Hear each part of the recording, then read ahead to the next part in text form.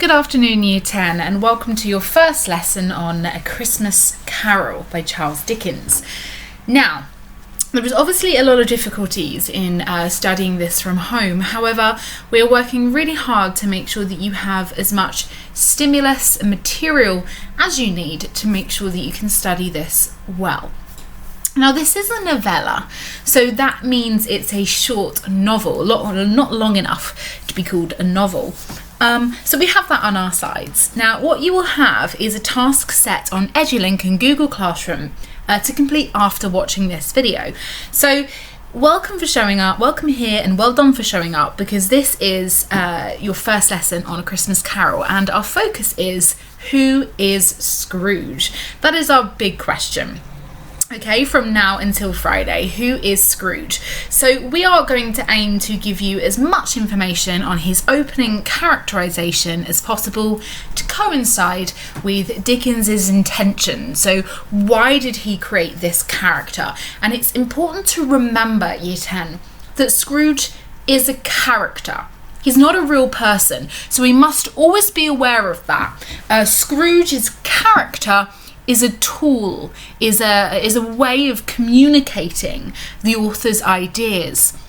The character is a mouthpiece for many ideas that Dickens had and many ideas that he hated.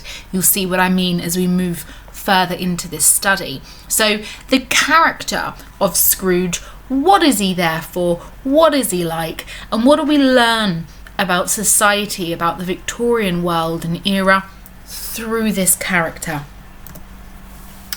Okay, so when we start this, and you will have some key extracts given to you, but when we start this novel, the infamous opening line is, "Marley was dead to begin with. There is no doubt about that. The register of his burial was signed by the clergyman and the clerk, the undertaker, and the chief mourner. Scrooge signed it." Okay, so it opens with a very specific narrative perspective.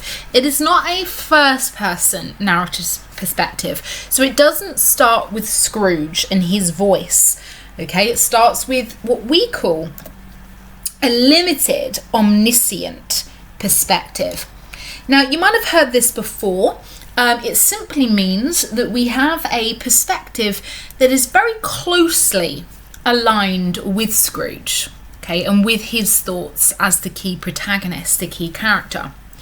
Omniscient means all-knowing, but if we have a limited omniscient narrator, then we have lots of background information about the world and about the events, but we can't go inside other characters' minds, hence the limited omniscient. So we are, as readers, with Scrooge this whole way. Okay, think of this as a journey, okay, from him being this covetous old sinner into this sort of light and childlike character that undergoes a rebirth by the end. We are with him for the whole way, okay, closely aligned with him through this limited omniscient perspective. Now, this perspective has quite a derogatory, quite a unflattering view of Scrooge, of the protagonist. In fact, I'm not going to put it lightly, I've said it here, the narrative perspective abhors Scrooge. Abhors is a deep hatred, okay? When you have your copy of the text, you'll see on page 2, it continues to explore the death of Marley. Marley is Scrooge's old business partner who has since died. He does come back for us in the novella in the form of a ghost, in the form of the first ghost that visits Scrooge. You can see that from the fact that this chapter is called Marley's Ghost in our copy of the novella. Anyway, upon hearing the news of Marley's death, the narrative perspective claims, and here it is in red, "And even Scrooge was not so dreadfully cut up by the sad event." So what the narrative perspective is claiming here is that even Scrooge, his sole mourner, his chief mourner, his singular friend, wasn't that upset about Marley's passing. Not so dreadfully cut up. Now, that is really not a sympathetic portrait of Scrooge. Already, in the first opening lines and paragraph of this novella, we have this highly unsympathetic, really unfeeling character who his only friend in life dies, and yet he expresses no real response, no real sympathy or sadness at his passing. Now, why is this? Okay, remember, we're not supposed to go, oh, I hate that Scrooge, what a horrible man he is, because ultimately he's not a man, he's a character.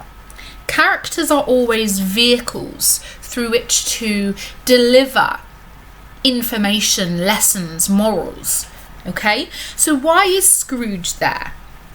Well, in the opening of the novella, we have this really undesirable portrait because Scrooge, at the start of the novella, embodies the negative and undesirable traits of the upper classes during Dickens' contemporary world. All right? So that's who he represents. Think back to A Christmas Carol. We constantly spoke about the fact that each of the characters embodied or were mouthpieces for certain bigger ideas.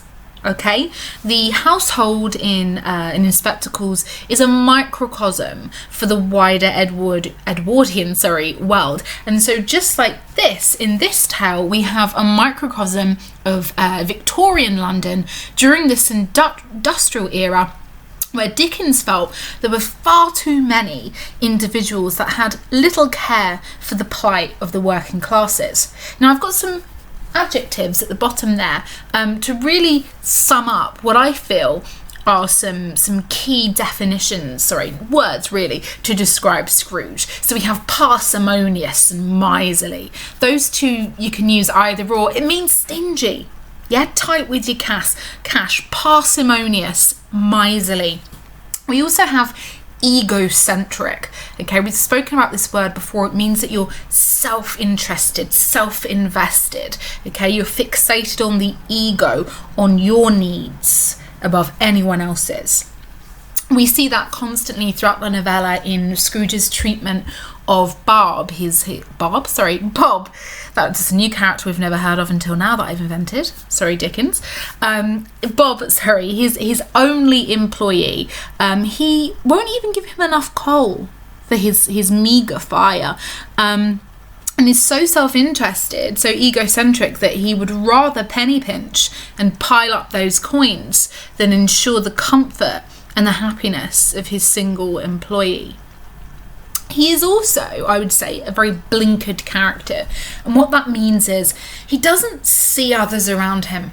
Okay, blinkered like horses. When they wear blinkers, they can only look one way. They're only focused on their path, on their life, on their needs. Okay, in the novella, it's also really key to communicate to us that Scrooge keeps to the margins of society.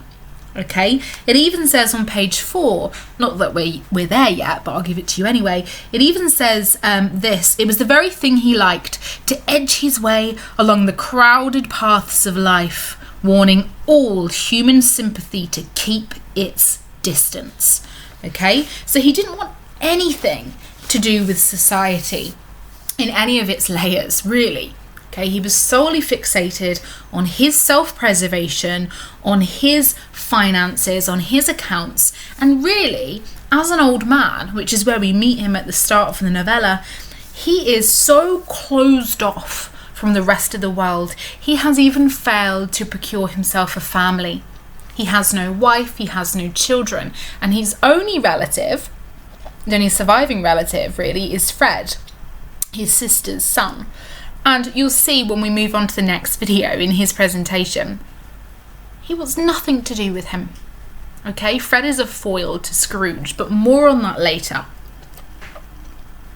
Okay, Okay, so let's take then, we're in stave 1, by the way. We don't really call them chapters for this narrative, we call them staves. We'll talk potentially about that later on and why that's structurally significant. But in stave 1, I like to call the first stave the first chapter, right? It's the introduction to Scrooge, okay, to his life, to how he lives, and of course the sort of introduction of the first ghost, Marley, as well. But before all that, the limited omniscient narrative perspective gives us that portrait, that abhorred portrait, that derogatory portrait of a character closed off from human life. Okay, it says at the start of the narrative that when Marley passed on, he didn't paint out Marley's name. There it stood, years afterwards, above the warehouse door, Scrooge and Marley. The firm was known as Scrooge and Marley. Sometimes people new to the business called Scrooge, and sometimes Marley, but he answered to both names. It was all the same to him. And there's my first key quote. It was all the same to him. Okay, that idea that essentially he doesn't care what he's called, how other people perceive him, because he is that segregated. He himself sees no value in human interaction. Okay? He doesn't take care of himself either. It was all the same to him. He has no vision of himself as a fully formed individual. Okay? We get to a key section next, and this is such a key section in the novella, where it has this really dense paragraph that describes him, and it starts like this. Oh, but he was a tight-fisted hand at the grindstone, Scrooge, a squeezing, wrenching, grasping, scraping, clutching, covetous old sinner. Hard and sharp as flint, from which no steel had ever struck out generous fire, secret and self-contained and solitary as an oyster. And it carries on from there, but that first part is really important, and I've taken the first key quote, tight-fisted hand at the grindstone. So what we have here is a metaphor for how frugal Scrooge is. Okay, frugal means tight again, with your cash, with your generosity. So he is literally a tight fist, okay, meaning this is a metaphor. Okay, so the idea of him being a tight fist, if you create a tight fist in front of you right now, okay, really press in on your fingers. There is no movement there, is there? Okay, you can barely push a finger in and pull those fingers apart. Okay, he is the embodiment metaphorically of that. Okay, he is stagnant and unmoving, frugal with his cash and with his love. Just like he won't give his cash out, he won't give his affection out either. Okay, and the grindstone there is quite a Victorian image of the sort. It reminds me of the workhouses, of really hard sort of labour. The idea that, you know, no warmth could emanate from him at all. He's unmovable or immobile. Then you get this massive list of adjectives in this sentence because they're describing him, the noun. Okay, I know they're verbs by themselves, but in this list they're adjectives. So he's squeezing, he's wrenching, he's grasping, scraping, clutching, covetous, old sinner. So that massive long list of descriptors for his characterization there, it's really overwhelming. I mean, even when I read it out, I become breathless. You know, showing just the sheer amount of derogatory behaviours that he has about him. Okay, he's squeezing and he's wrenching, he's grasping, scraping. These are violent verbs when you take them as alone, right? When they're standalone, they're violent verbs. And it's all about him being, again, frugal, parsimonious, tight with his cash, covetous, old sinner. Old sinner. This is the narrative perspective making a real harsh judgment on him. Okay, so the adjective old, meaning that he is old in his ways, he is stagnant, he is, you know, not movable. It reminds me a little bit like Mrs. Burling, okay, not willing to move forward with the times, to progress, okay, stuck in his ways. And then, of course, sinner suggests that he is immoral in his acts as well. Okay, he acts so badly. It's immoral. It's against morality. Just finally on that, hopefully you're making these notes and you're annotating your text, or at least the copy of the text that you have. Listen to the sounds here: squeezing, wrenching, grasping, scraping, clutching, covetous, old sinner. There is a lot of sibilance that runs the whole way through that like a thread, and we know what sibilance is. It's the repetition of S sounds. Okay, it has that harsh, sort of malevolent, sort of evil sound in this moment anyway. It complements his characterization. Then we get this simile, guys. He's hard and sharp as flint. Okay, so once again, it's sort of capturing this really unsettling, negative portrait of him as a man without feeling. You know, flint is quite a cold material. I know it's hard, like literally if you were to bang it, it's hard, but it's also quite cold to the touch. Okay, so again, mirroring his personality. Love this quote. These are key quotes. They're ones you would try to learn if you could. And we have this one here. It's secret, and he's self-contained, solitary as an oyster, right? So much sibilance once again for the same reason. But why the oyster? Why the image here of an oyster? Why that simile? So many people discuss this, and I think it's because an oyster's outer shell is really tough, right? But when you persist with it and you crack it open, in the law, I'm not sure this is all actually the case in real life, but it is said that within an oyster one might find a pearl, and you have this really corny, to be honest, right, allusion to the idea that although this is a little hint, really, this is foreshadowing, okay, year 10, for later on when he transforms.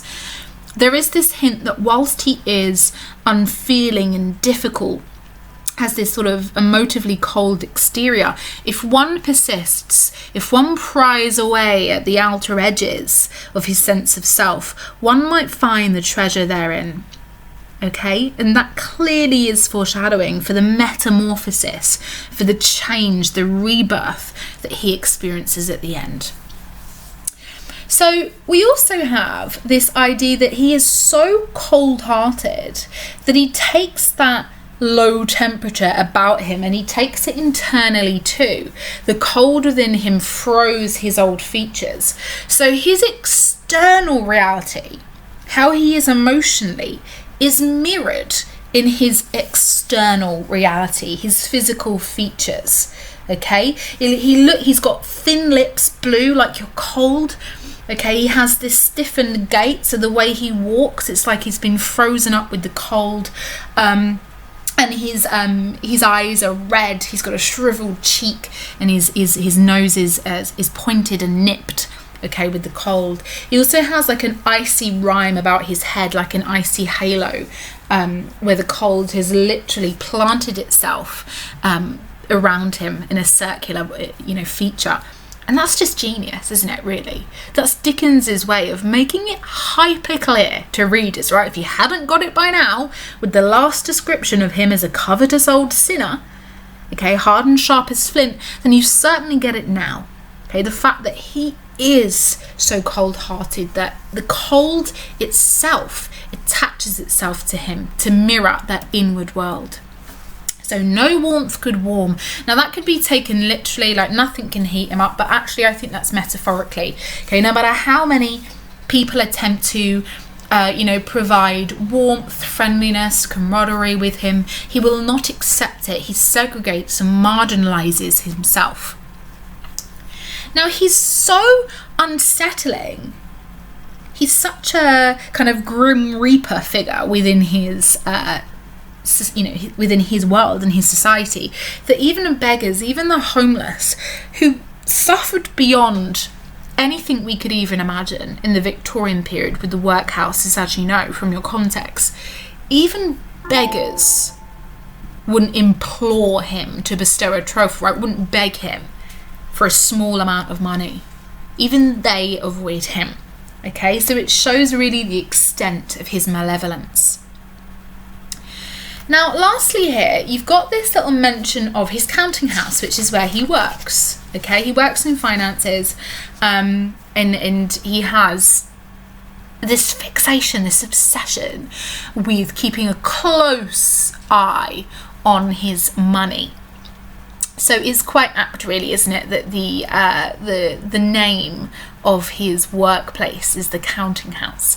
Now, I love this quote. The door of Scrooge's counting house was open so that he might keep his eye upon his clerk. That's Bob, by the way. He's one employee. He works in a dismal little cell. Okay, so what I really like about this, and I'm going ahead just slightly, is that what we have here is this image of an employer who has no consideration for the welfare of his workers. He's so selfish that he hoards the materials for himself, for his office, right? So he won't replenish the fire, okay? He won't give him space to work. It's even described as a bit like a tank, right? Like a fish tank that Bob works in. It's so confined. So once again, just no empathy from this character, completely closed off from feeling an emotion.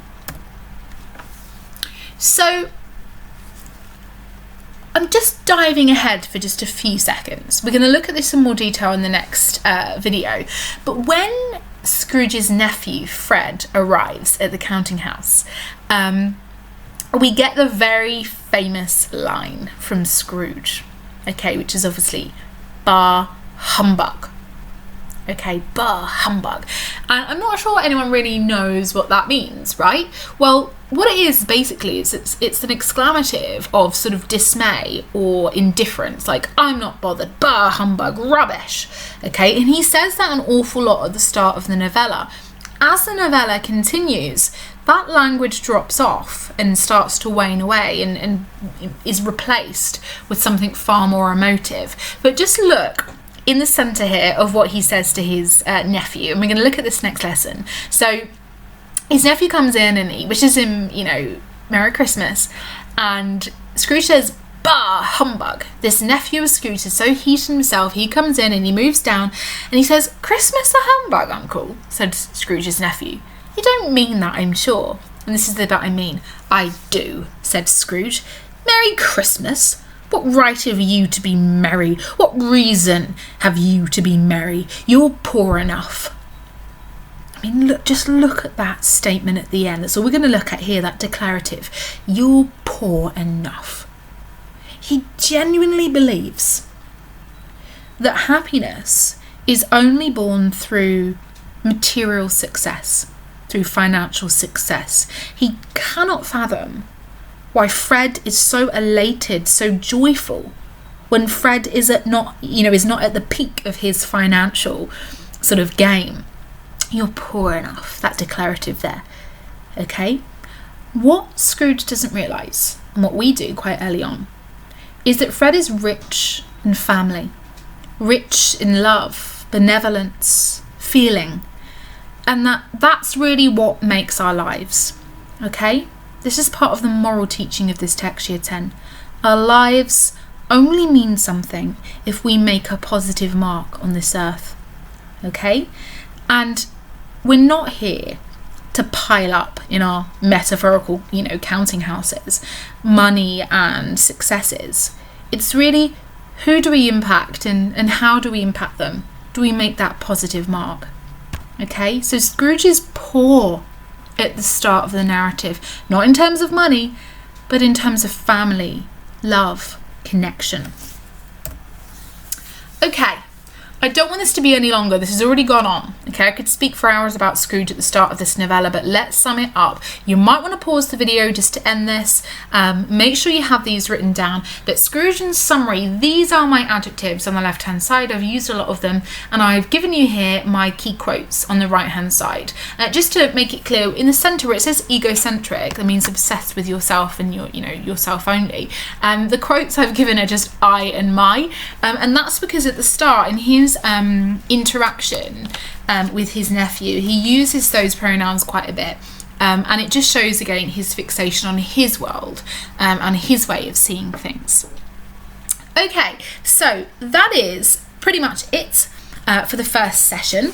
You have lots of activities to be getting on with now, but I just hope that hearing my voice is a nice little path into this novella. Know that I'm here with you, as are your teachers, and that we really want you to succeed with this. You can certainly do this well from home. Okay, 100%, and these videos are here to facilitate that. So any questions, please pop them in the comments below. Keep them sensible, please. And if you've got anything to add, you want to make a comment about what you've heard, you want to add something, go for that too. But either way, this is to help you for your first lesson on Who is Scrooge. Thank you very much.